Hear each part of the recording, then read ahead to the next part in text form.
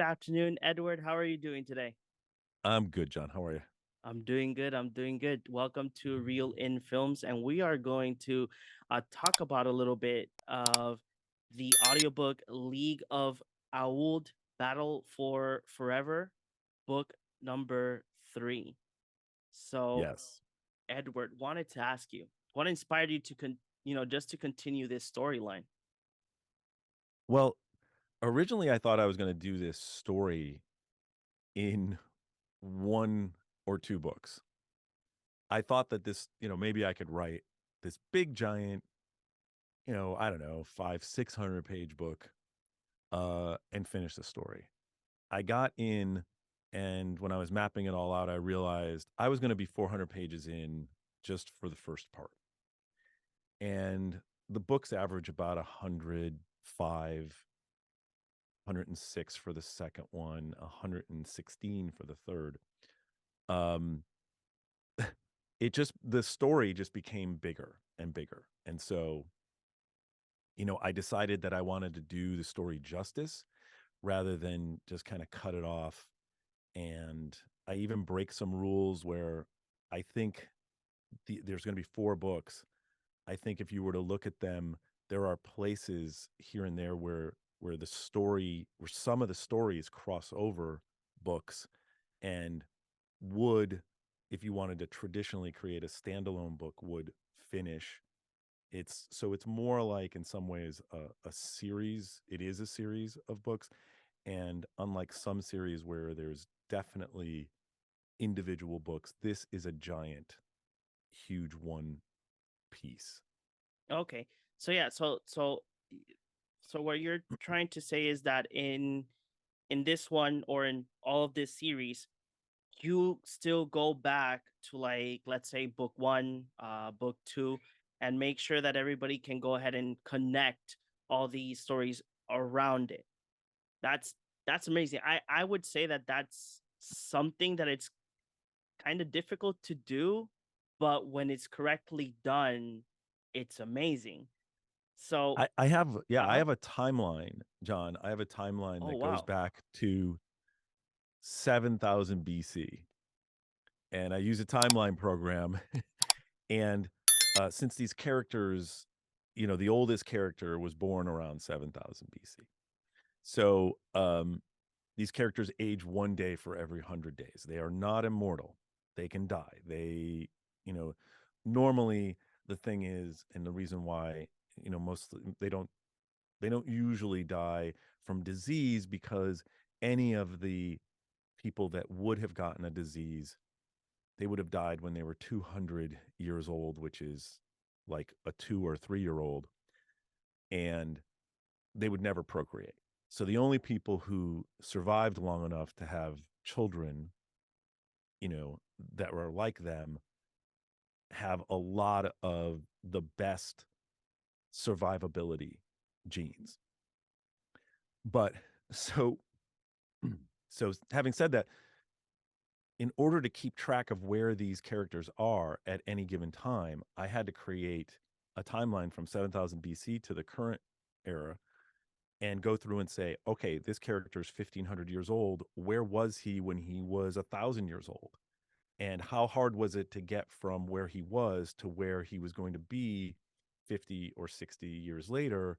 I couldn't go, oh, he was in Europe here, and then a month later he was in the United States or America at the time, because he couldn't get there. He wasn't getting on a plane, right? So I had to make sure my characters were in different places. I also have famous events that my characters are either near or are affected by, and that's how there are some parts of this story that I seeded in the first few minutes of the book one, that won't be resolved until the last words in the fourth book. Oh, wow. And to keep track of some of that stuff it's been interesting. And some of that I didn't even realize I had seeded some of these things in until I got to book two and went, oh, I did something there in book one that I'm not answering, and I got to answer it at some point. And some of it I answer in the third book, and some of it I'll answer in the fourth. But it's been this bigger it's grown, and sometimes our brain puts things in that we don't even think about. And then when we're writing later and we look back, we go, wait, that dovetails with this new idea, or, oh, it seems like it's an old idea. But it makes it, it fleshes the whole story out. So, Edward, what actually inspired you to start this whole universe or series? So initially, I had a story about a character that was a couple 100 years old, just an anomaly, knew how to do a lot of things, looked like they were in their 30s, but they were a couple 100 years old. One person. And I started writing a screenplay for it. I'm a screenwriter first.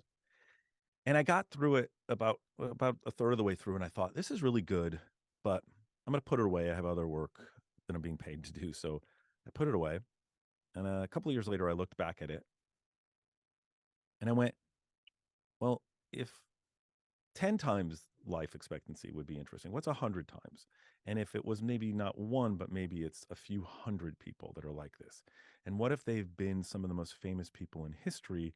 And oh, all of a sudden now they couldn't be famous anymore because we would know who they are. 200 years ago, they could be famous, pretend to die, and go on with their life, go try to be someone else. No one would know. Now you can't be famous. Fingerprints, photograph, DNA. If I'm famous now, there's going to, as long as technology exists, in 100 years from now, you're going to know me, my DNA, my photograph, everything. I can't just show up 100 years from now and not age. So, what would those people do? And how would the younger generation who's never been famous, who are the teenagers, so to speak, how would they deal with the older people who now are trying to? The only way to deal with this is to take out technology in our modern world, get back to 150 years ago. No, that sounds. Right now, I'm analyzing and I'm like, whoa, that's a lot. So, I'm very curious on the actor that was chosen to bring the character to life. Ray Porter is the one that narrates the audiobook. So do you have like past relationships with Ray Porter? Um or was it just off the bat that's the voice that I wanted for the audiobook? So, so Will Wheaton did the first two books, Okay. and Will wasn't available. And my two favorite narrators in the world are Will Wheaton and Ray Porter.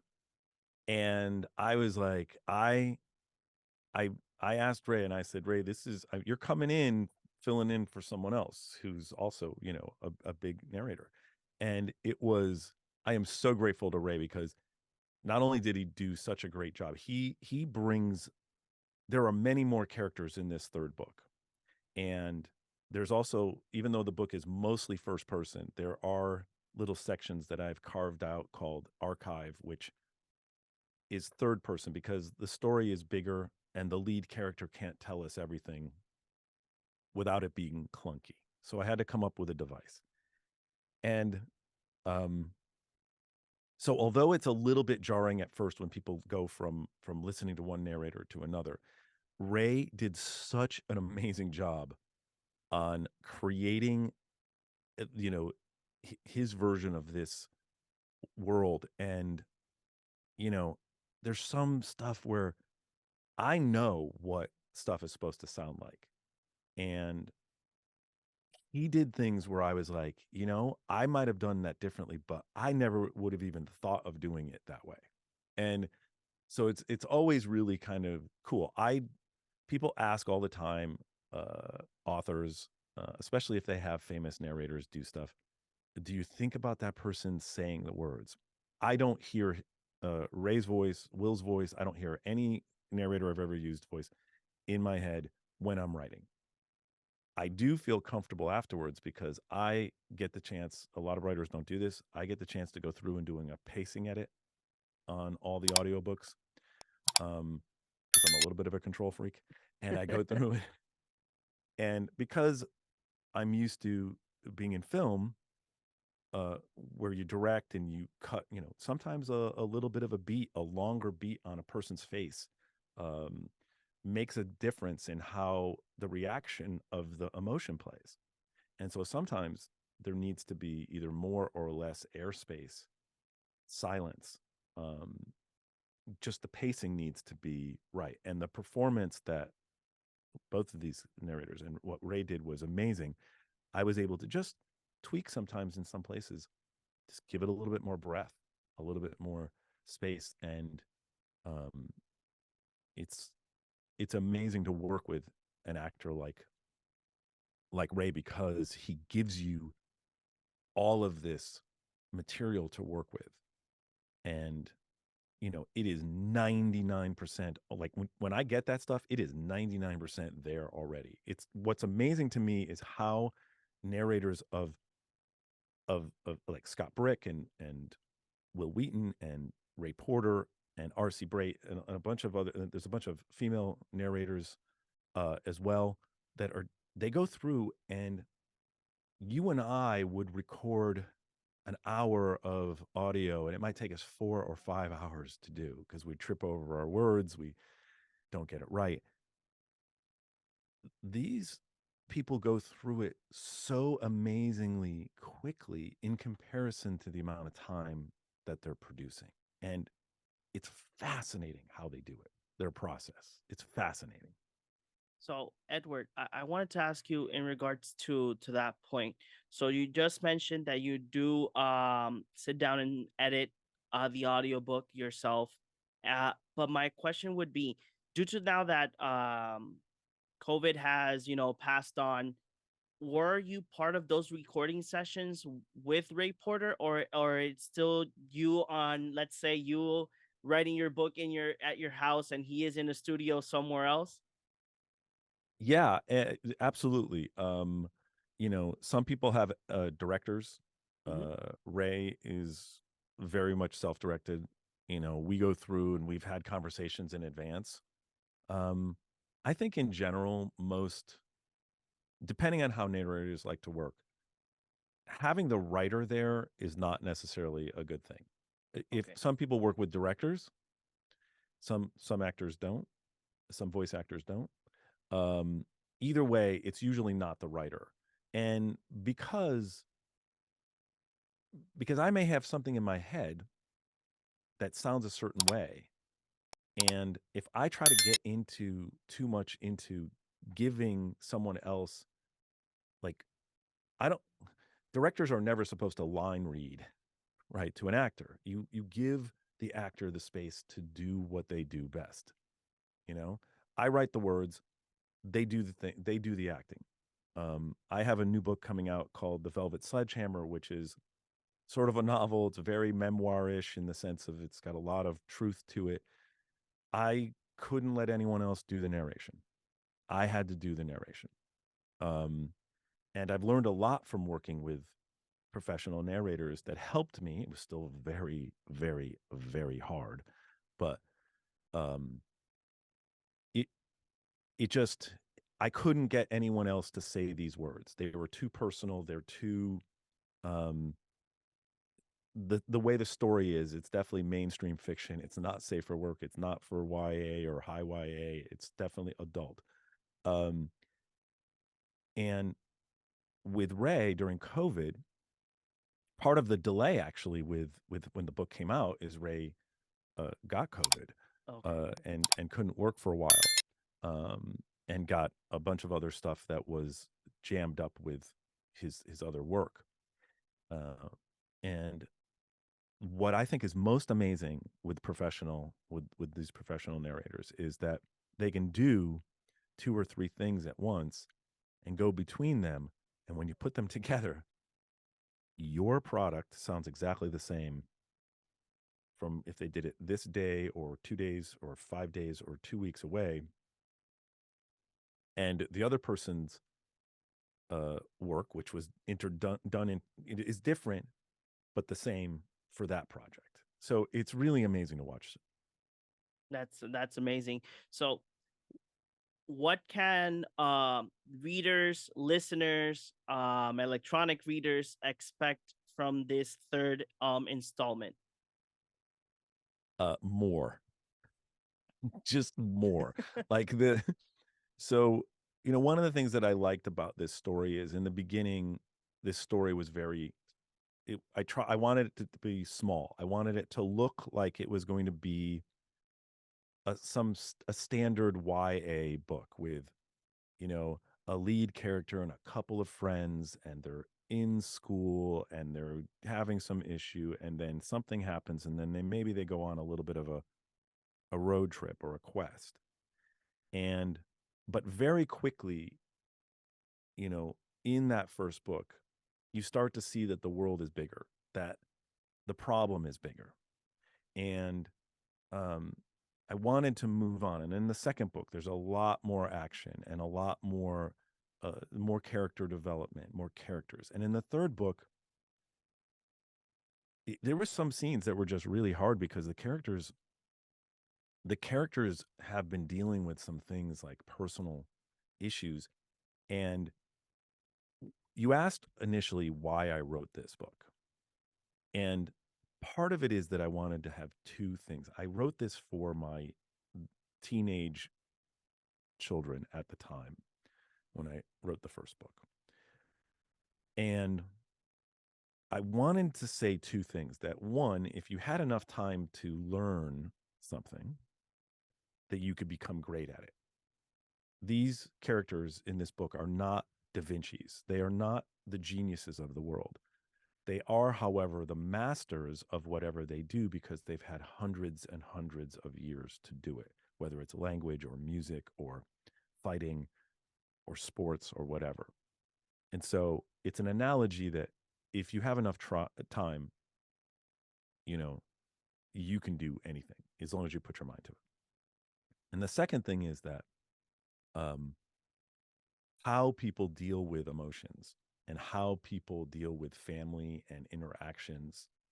Um, the the tension between generations is real, and how do we deal with that? And so, even though this is an action sci-fi book with a lot of comedy in it, it does have emotional ties to the characters. I love writing dialogue between two characters, men and women, father and son, whatever it is, and really doing that dialogue that I grew up on as a screenwriter.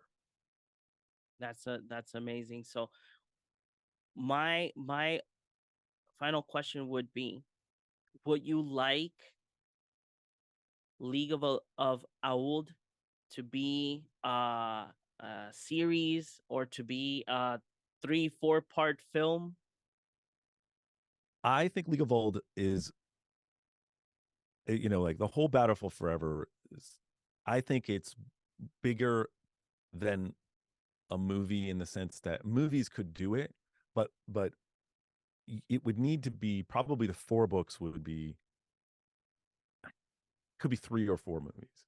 Like there's part of I don't want to talk about too much about the fourth book because I don't want to be any spoilers or anything, but there is there is a certain point and a natural place for this story to progress to. And um I think that it it would be better to have 8 or 10 hours, each season, 3 or 4 seasons, to do something like that than to try to fit that into just a movie.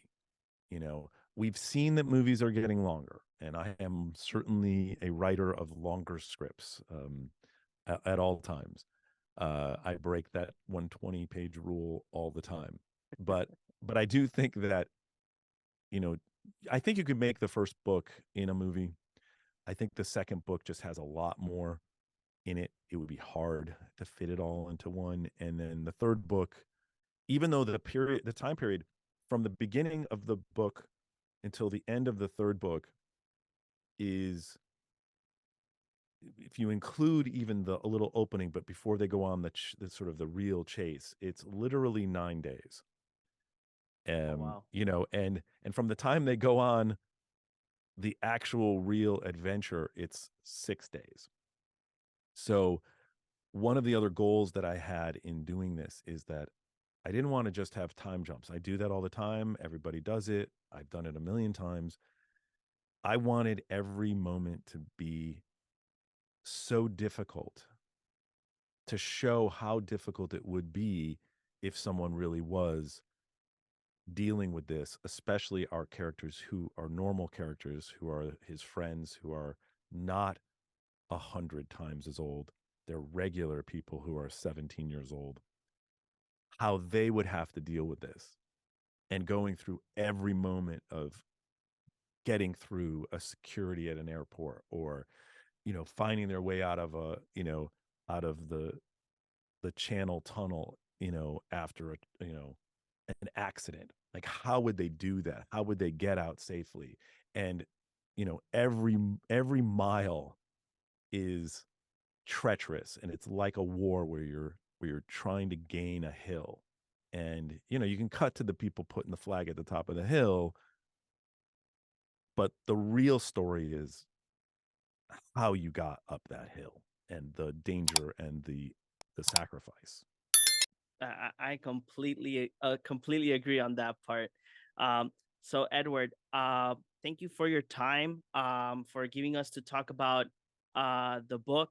Uh, Everybody that's watching us or listening to us, the book is already available in Amazon. You guys can Yep. check it out there. I will be leaving a link on the below of the description. And Edward, once again, thank you very much. And uh, I can't wait for the next one when it comes out. Thanks, John. I just want to say one thing. If Yeah, anybody sure. wants to follow me on Instagram, Twitter, TikTok, it's at Edward Savio. If there's, I give like life lessons disguised as writing advice. Okay. It's more like writing advice, but it's also stuff you can use elsewhere. And one of the things that's been really great about doing this is that I've honed my own process while I'm talking to other people about how they would do their process, right? Because when I just use it, it's one thing, but when I talk about it, I have to go, does that really make sense? Because I'm telling someone else to do something, and are they going to be wasting their time?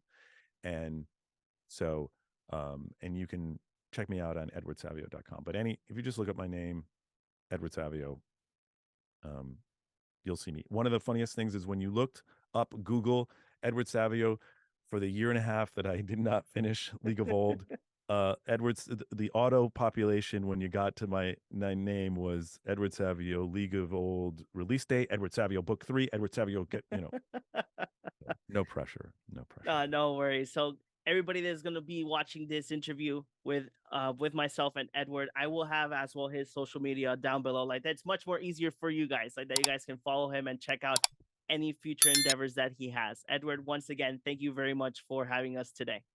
Thank you, John. Thanks for having me. Thank you. All right, take care.